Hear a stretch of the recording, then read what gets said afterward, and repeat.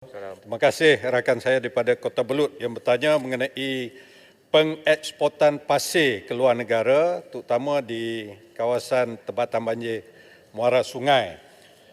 Tan Sri Yang di-Pertua Kementerian Tenaga dan Sumber Asli KETSA bertanggungjawab terhadap kawal selia dan pembangunan industri mineral termasuklah batu batan di dalam negara ini.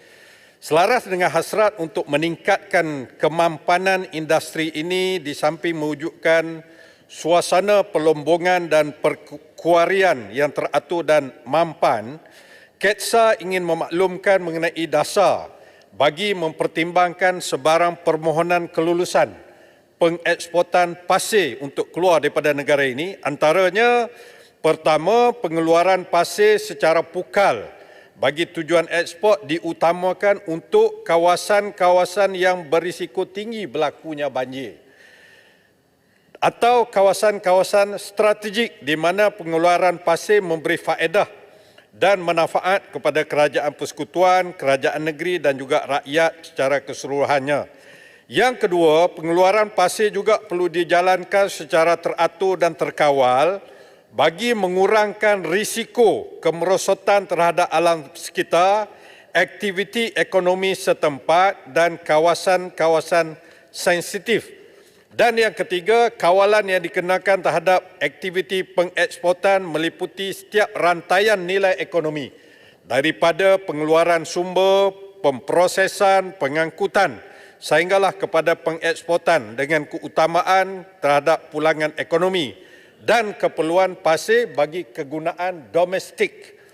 Pada masa ini, kerajaan membenarkan pengeksportan pasir sungai sebagaimana yang ditanya oleh Kota Belud secara kes demi kes atau dengan izin case to case basis berdasarkan permohonan yang dikemukakan oleh syarikat.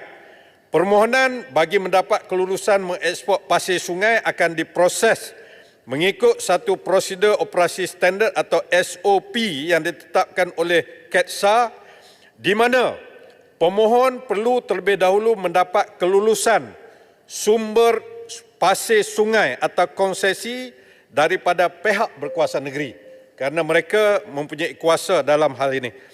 Kemudian permohonan akan disemak dan dinilai secara teknikal oleh sebuah jawatankuasa yang dinamakan Jawatankuasa Teknikal Pengeksportan Pasir Keluar Negara yang melibatkan beberapa agensi teknikal iaitu Jabatan Mineral dan Geosains, Jabatan Alam Sekitar, Jabatan Parit Pengairan dan Saliran JPS, Lembaga Pembangunan Industri Pembinaan Malaysia CIDB. Kelulusan pengeksportan pasir yang dikeluarkan oleh KETSA adalah khusus untuk tapak konsesi yang diluluskan oleh pihak berkuasa negeri saja berdasarkan kuantiti pasir yang boleh dieksport, destinasi ekspor dan tempoh pengeksportan boleh dijalankan.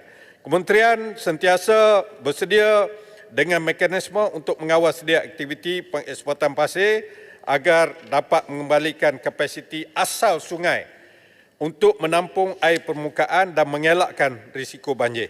Terima kasih Tan Sri Yang di-Pertua.